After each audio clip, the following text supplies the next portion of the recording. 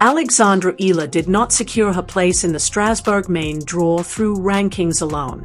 Her chance arrived when an unexpected opening suddenly appeared. On May 17, 2026, after American player Hailey Baptiste stepped away from the tournament, officials looked toward the highest available name from the qualifying list. That player was Eala, the left-handed Filipino star ranked world number 38, entering with 1,340 ranking points, and knowing every point ahead could make a huge difference. But this story goes far beyond a fortunate opportunity. It shines a light on what happens when a system built around one style of tennis keeps struggling to understand a player who breaks the usual pattern and continues proving predictions wrong. When the Strasbourg draw was released, analysts immediately focused on one thing, not seedings or timing, but Alexandra Oleinikova.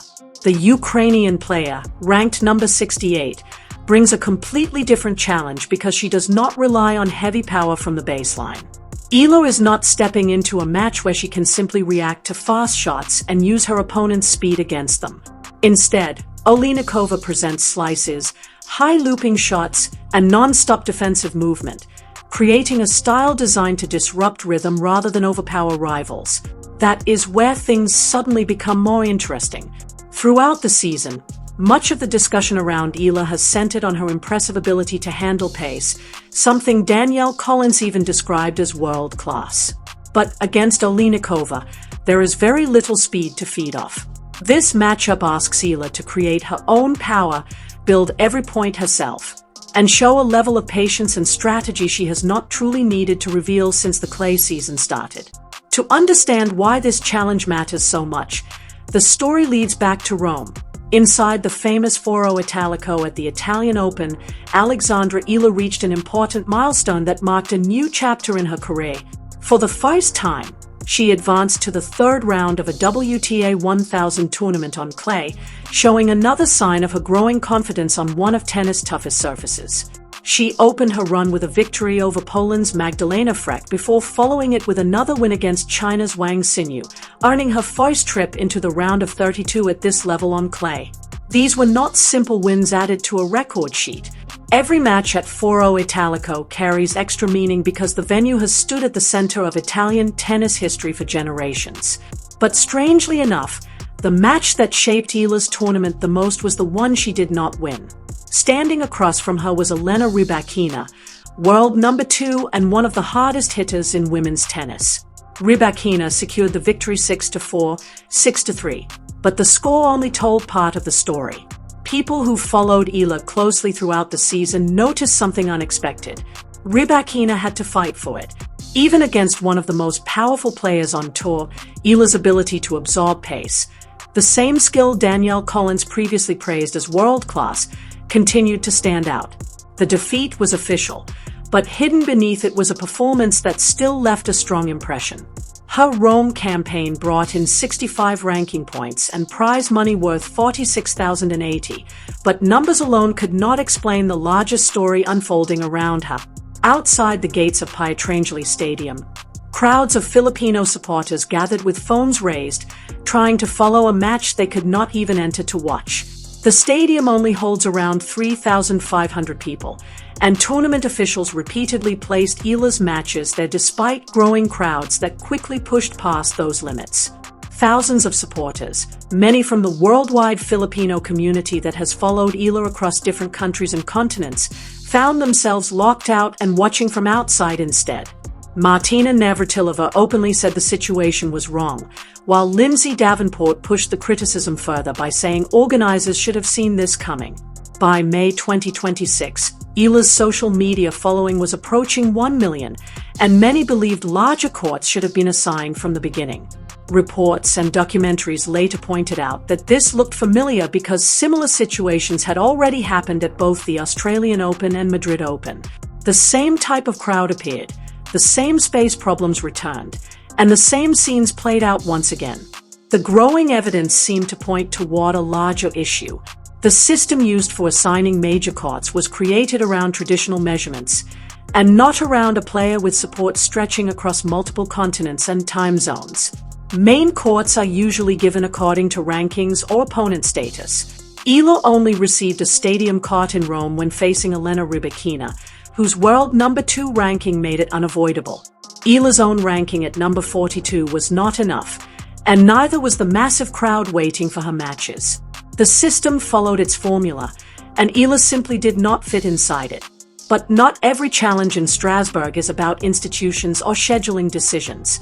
Some are tied directly to her game itself. During the 2026 season, analyst Jimmy Arias identified a technical issue involving her serve, calling it an incomplete kinetic chain. According to his analysis, Eala does not fully use her legs to generate upward force through her service motion. The result creates a second serve that rises into a comfortable hitting area, giving aggressive opponents a chance to attack immediately. The numbers support the concern. Across 18 matches during 2026, Eala recorded only 20 aces, a relatively low number for this level of competition. Her serving approach relies more on placement, particularly a left-handed slice that stretches opponents wide rather than overwhelming them with speed.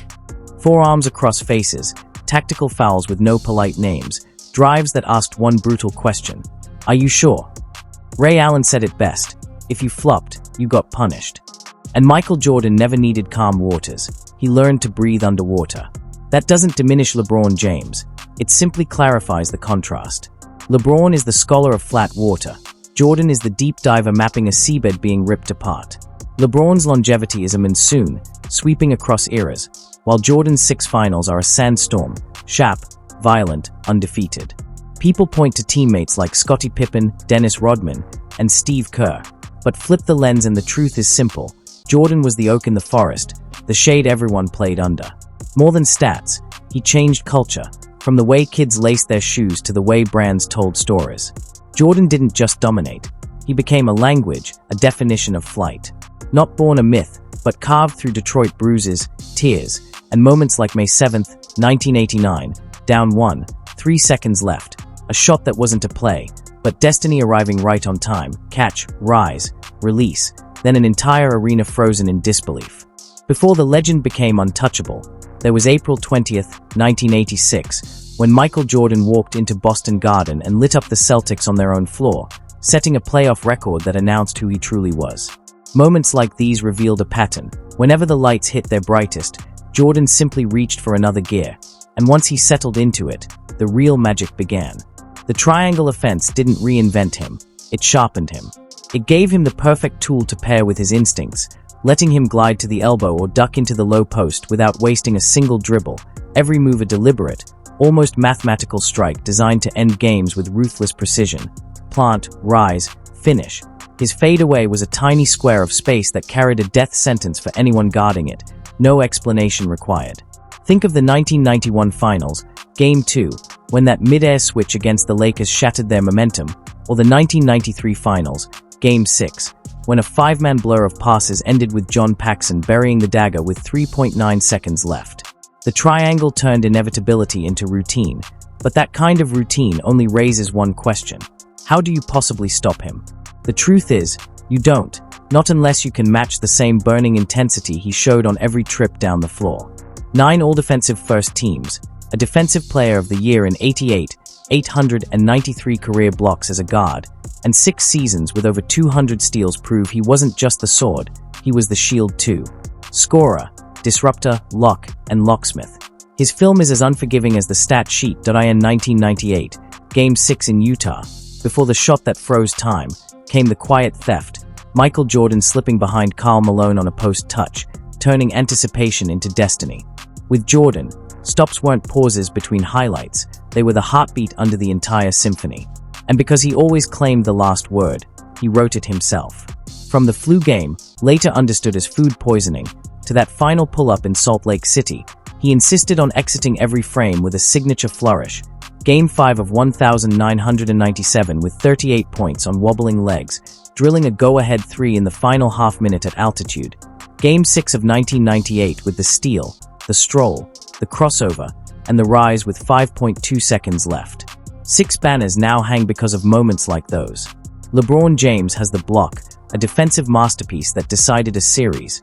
Jordan built an anthology of finales, each landing like an exclamation point, never an ellipsis. And those exclamation points hit harder when you remember the world he dominated, an era of hand checks, hip rides, and screens that felt like tectonic plates shifting. Detroit authored the rulebook: hit, funnel, swarm. Today's perimeter is officiated differently. The lane breathes where it once bristled. Yet Jordan floated to 30, 35, 37 a night through that storm, carving space with footwork and pace against defenses designed to bruise first and ask questions later. And as Ray Allen once said, in that era, if you flopped, you got punished. Now imagine dropping that player into today's spacing and whistle. And 45 isn't a myth, it's a field report, the kind of night where a player bends the court so sharply he doesn't just change outcomes, he changes the temperature of every minute, leaving ripples behind him with every step. Michael Jordan wasn't merely an athlete. He became the gravitational center of the sport, pulling the NBA across the globe. Barcelona lit the fuse with 23 as its supernova, and back home the Bulls didn't just win. They recalibrated altitude with a 72-10 season in 1995-96, leading the league in both offense and defense at the same time. Off the floor, the Jordan blueprint, powered by his iconic partnership with Nike, didn't just sell shoes, it rewrote the global playbook for athlete branding. By the time he retired for the second time, the league he left was nothing like the one he had entered. It was a new language, and for an entire generation greatness was spelled with 23.so. When you, or any unforgiving viewer, sit down and define what you demand from a GOAT: grand totals, durability, elevating teammates. The knockout blow, Jordan checks every box and adds a fifth. He turns great opponents into unwilling witnesses of their own undoing. Ray Allen lived that reality on a night he did everything right and the scoreboard still bled 45. And yes, LeBron James deserves a stratospherically high place on every list. He is the perfect answer to the question, how do you stay top 5 all time through sheer consistency? But if the question is, in the ugliest storm, who gets the keys? History, and the men who shared the floor, have whispered the same name for decades. So let's end this the way Jordan always did. No promises, no permission slips. Just a half-beat lull, a step left, gather, stop, pop. All the data and all the feelings nod in unison. LeBron may be the tallest skyscraper in the age of analytics, but Jordan is the one who makes the analytics stand and applaud the feeling. In a sport where a single possession can freeze time, perfect timing is the ultimate power. Still unsure? Run the simplest test in basketball. Close your eyes. Game 7. 10 seconds left. Tie game. One shot for everything. Whose hands do you see? If your heartbeat quietly answers Michael, that isn't nostalgia. Meanwhile, the Philippine National Academy for Sports has already embraced the Rafael Nadal Academy system, the same developmental model that helped shape Eala's rise. Executive Director Francis Carlos Kiko Diaz stated clearly that the blueprint had already earned confidence at a national level. In some ways, the Philippine sports system appears to have recognized something faster than parts of professional tennis have. Strasbourg is not a final defining moment for Alexandra Eala. It is another chapter in a season that continues producing evidence that tennis structures may still be adjusting to what her rise represents. Her opening match against Oleinikova likely will not be decided through aces or overwhelming power.